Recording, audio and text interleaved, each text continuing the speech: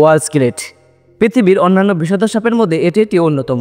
এটি কালাস বা ক্রেইট গোত্রের অন্তর্ভুক্ত, যার বৈজ্ঞানিক নাম বাংলা সয়ালি। এটি মাঝারি আকার থেকে সাধারণত 1 থেকে 1.5 মিটার পর্যন্ত হতে পারে। কিছু কিছু সাপ 1 থেকে 65 মিটার পর্যন্ত হয়ে থাকে। এর শরীর জুড়ে রয়েছে সাদা রঙের ব্রান্ড বা আড়াআড়ি ডোরা থাকে, যা কালাস প্রজাতির তুলনায় এই সাপের শরীরের ব্রান্ডের সংখ্যা সাধারণত বেশি হয়। এই ব্যান্ডগুলো ঘাড় থেকে শুরু করে লেজ পর্যন্ত বিস্তৃত থাকে। মাথাটি মাঝারি আকারের, অগ্রভাগ গোলাকার এবং ঘাড়ের চেয়ে সামান্য চওড়া। অন্যান্য কালাসের মতো এর চোখ দুটো সম্পূর্ণ কালো থাকে। এটি নিশাচর প্রাণী। দিনের বেলায় সাধারণত এরা অলস ও নিরীহ থাকে।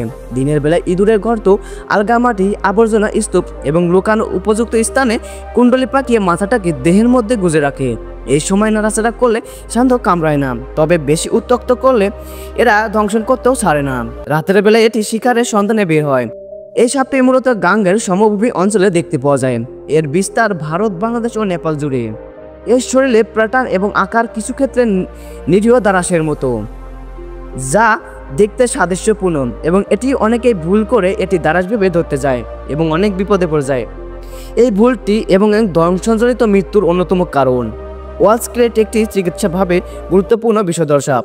এদের কামড়ের ক্ষেত্রে দ্রুত অ্যান্টিভেনম না নিলে সে দ্রুত মারা যেতে পারে।